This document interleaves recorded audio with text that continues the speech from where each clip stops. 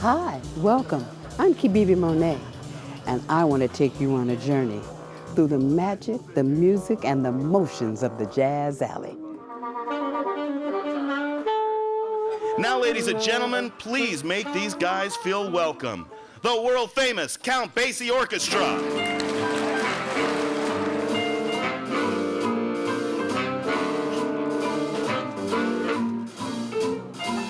I think that one reason that Seattle is such a big jazz town may be that there are so many jazz musicians living here, so many world-class players that do live here. I mean, you can start an argument in this town about the piano playing of Mark Seals versus Randy Halberstadt. I mean, that's a serious music town. That's where if you come into town, you know there's people with ears listening to you.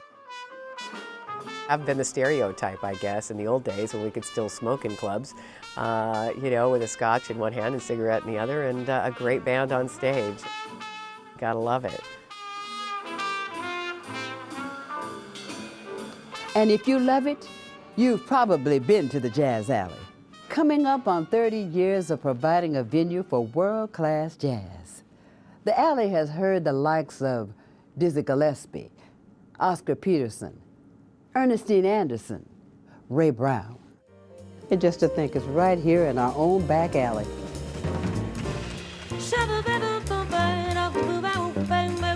I think part of why it feels like coming home is because of the appreciative audience and the knowledgeable audience.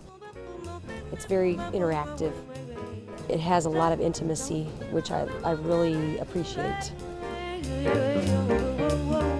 It's a great room, has great audiences, has a great boss. Everybody plays here, you know, that's anybody, you know, and it's one of the fabulous venues in the United States, you know, and given the whims of a fickle market, to stay in business this long, it takes a lot. If you're asked to give up dreaming, never say yes.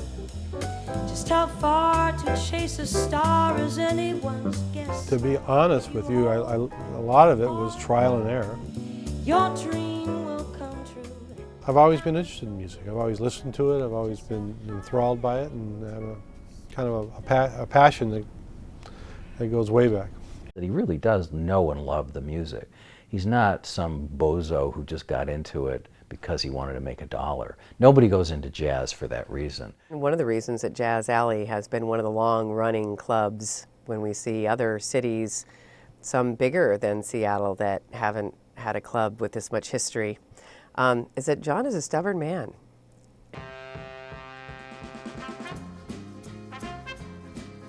I think it was in 1963 or 64, one of my first jobs was a busboy at the Edgewater Inn.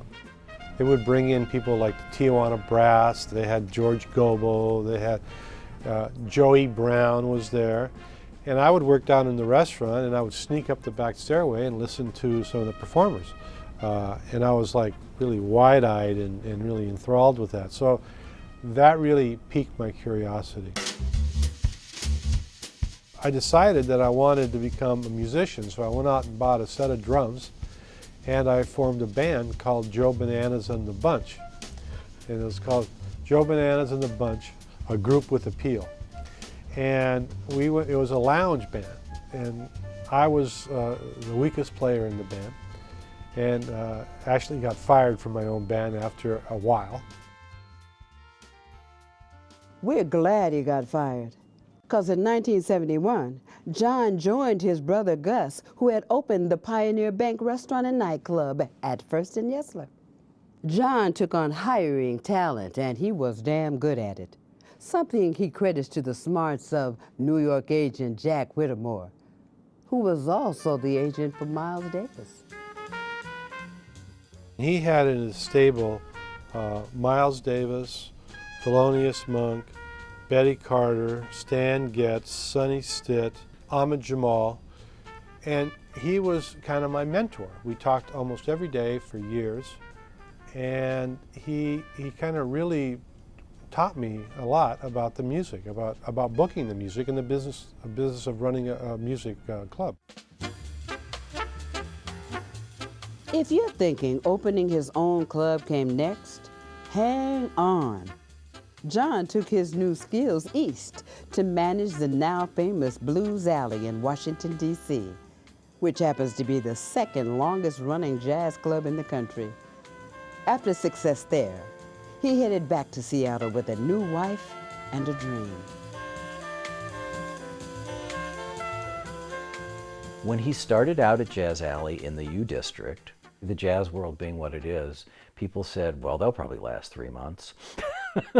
Because jazz is a tough go economically.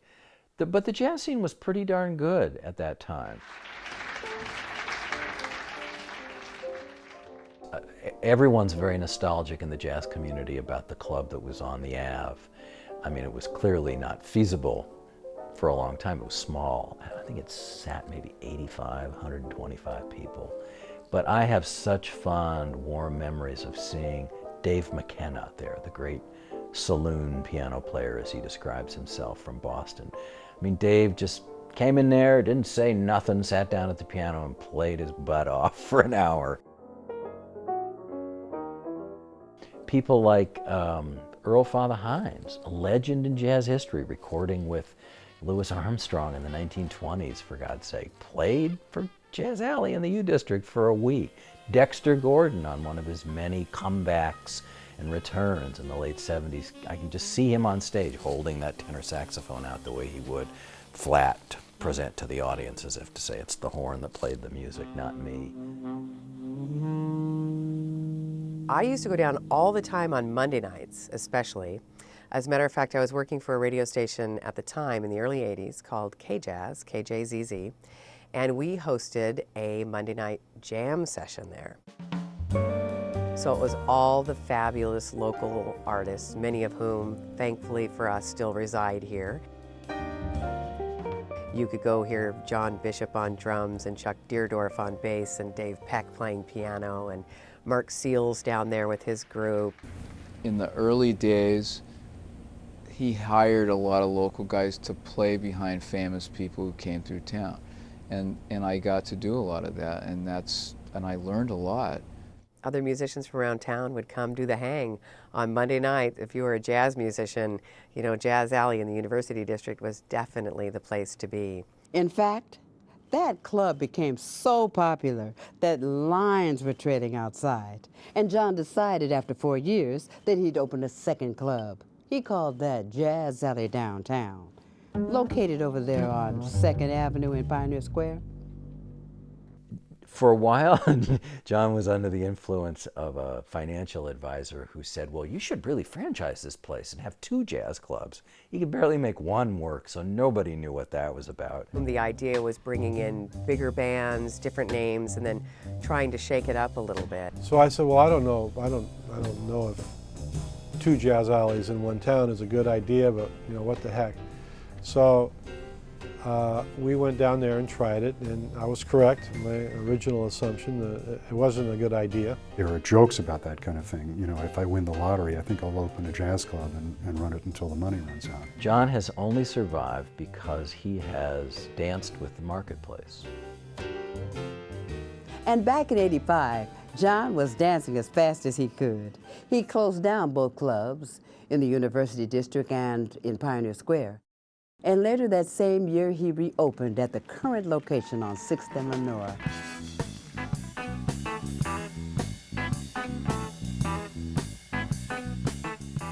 Jazz Alley is really nice. I mean, everybody that's playing music comes to play through here.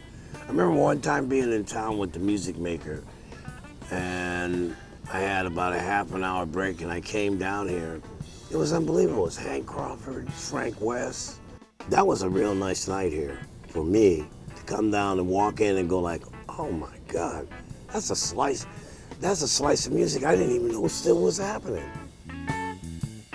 Jazz Alley is bigger than it used to be, but somehow in the redesign, it's still a very intimate place to go hear music. Almost anywhere in that room, you have an uninterrupted view of the stage, and you're never very far away. It helps feel like you got to keep your chops on because it's intimate. People are right there and they're hearing every note and it's not being masked by a big sound system or something else. I come from, from the club scene. What we do runs the gamut, but the intimate thing is very right up my alley. No pun intended. Or I should say, every pun intended. You almost get spoiled by it because it's difficult then to go to a large arena to see anybody, because you can go to the Jazz Alley and see a high quality act, and you can be 5 feet away from that person. This has been a solid space, and a lot of people love to come out. You have a meal, a night out, the great music that they really like to hear. It's a really fantastic audience.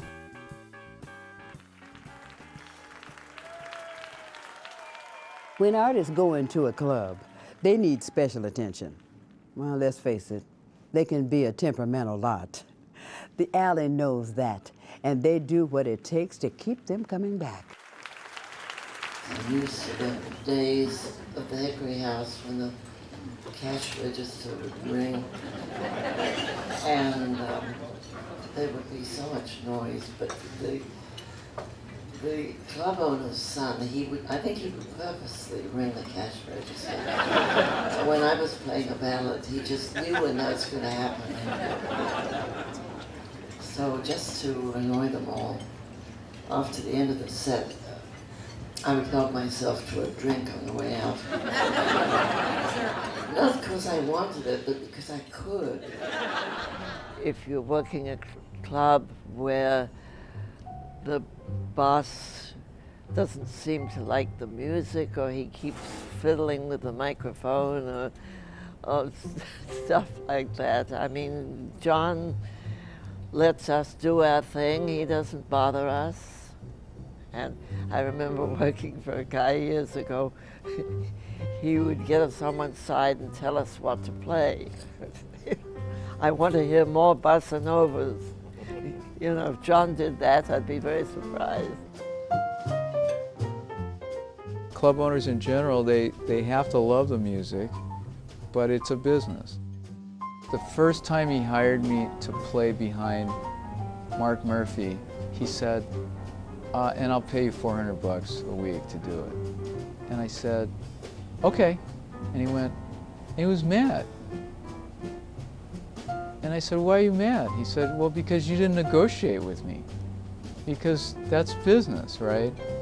And negotiation is exciting.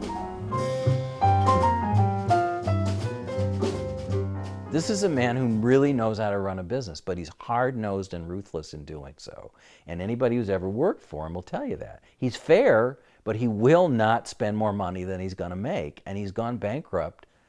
He knows, he's been there, he knows what leads to that. My very first and memorable experience at Jazz Alley, that first week when I started there, Ahmad Jamal was the performer. Ahmad had played every club that John had either owned or managed. So I met Ahmad for the first time by him pointing his finger at me and said, you, come here. You tell John I'm not going to play. He was upset. There was some financial thing going on that he was upset about. So I went back to John. John, he's really threatening to leave, and John's saying, screw Ahmad, he'll play, and they were mad at each other.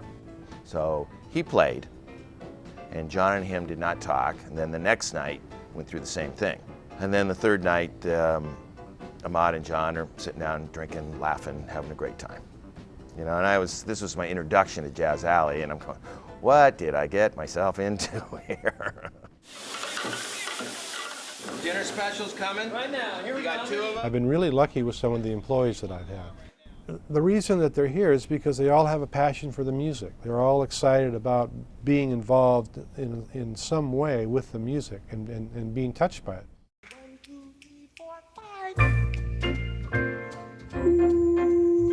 To be able to have had the opportunity to listen to Betty Carter, uniquely different show every night. What a little moonlight can do to you.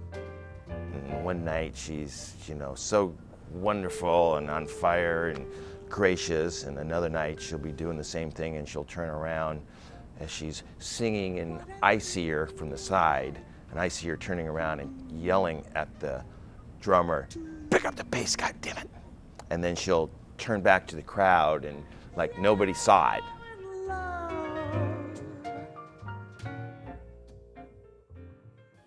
I think one of the most popular artists that used to come to the Jazz Alley on a regular basis was the pianist Gene Harris.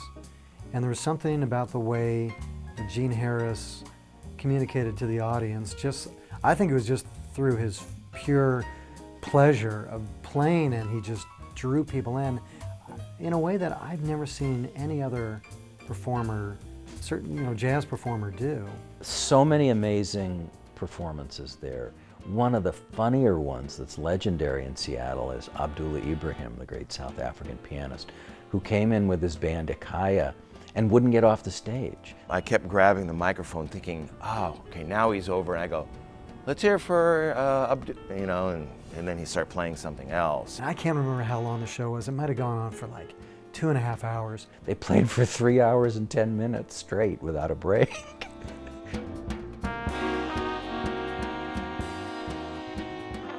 There's been a lot of really amazing legends, really. Dizzy Gillespie, for instance, played his very last gig there. I believe it was Friday night, the second show.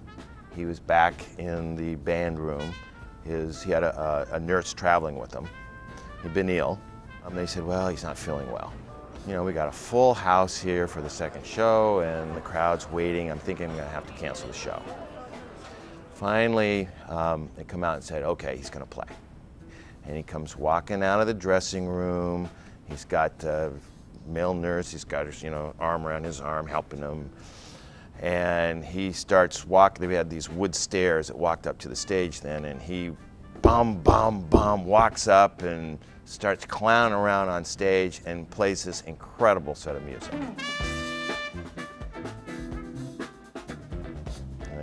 You go, wow, where did that come from?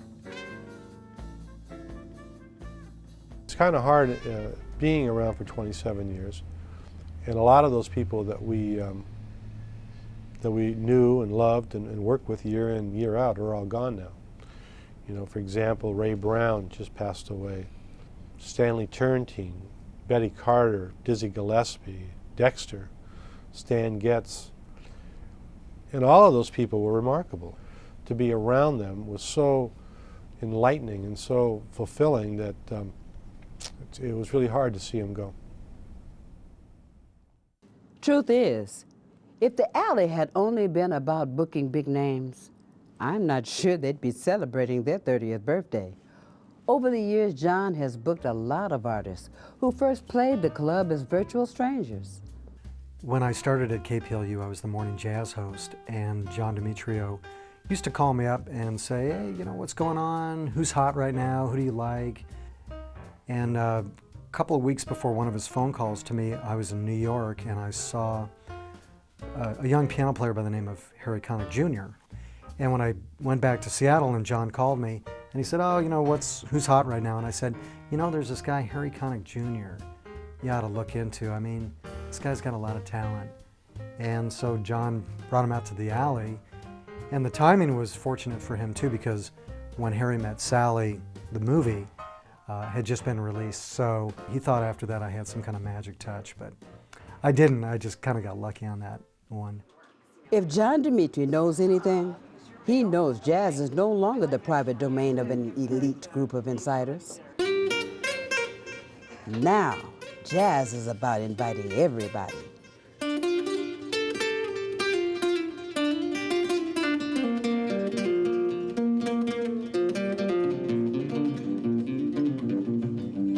If you talk to me about Jazz Alley, the name is jazz.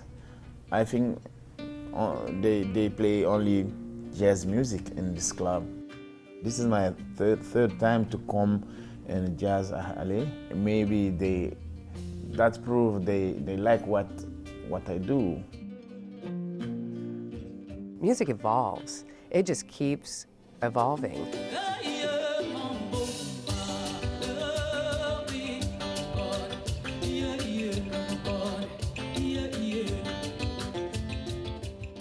I think that's what keeps the club interesting and probably helps the success of the club because it reaches out to more people. If you play lots of different styles, you cast the jazz net wider and you bring in more people that way. A lot of the kids coming up don't want to play the music of the old masters anymore. And I can't say as I blame them. And I think that we need to learn that it's really important that we concentrate on the quality of the music, the musicianship, what's being performed on stage, and how it's making us feel, not only on stage, but also in the audience. And that's kind of what we're working towards in our bookings. He's what do you call it, diversified his portfolio musically at the, expense of the really sincere jazz fan, but he's still in business. Lawrence Welk always used to call this, take a train. It's still really important to recognize that if he weren't there, we wouldn't hear Nicholas Payton, we wouldn't hear Oscar Peterson, we wouldn't hear Marion McPartland.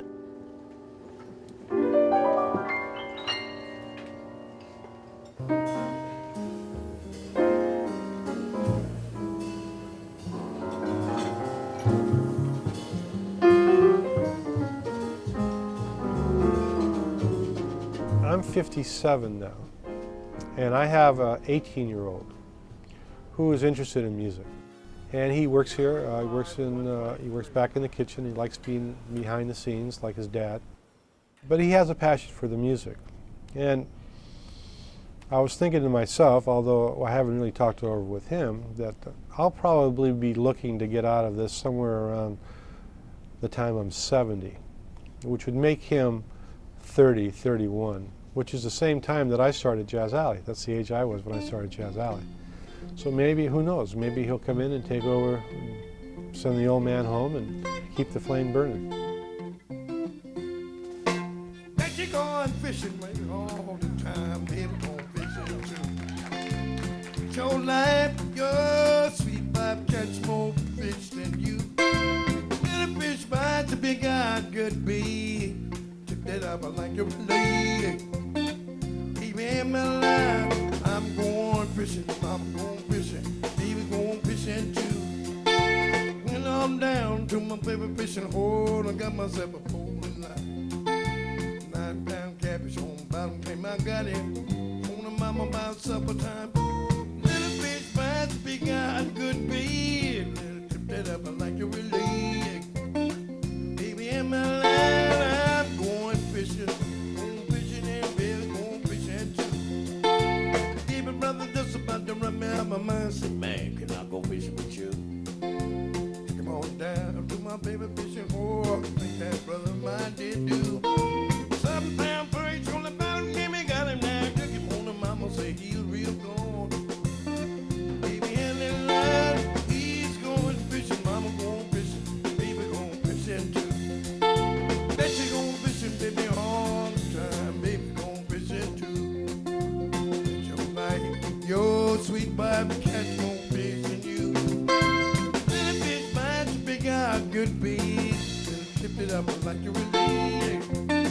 Baby, in my land, I'm going fishing, mama going fishing, and the baby going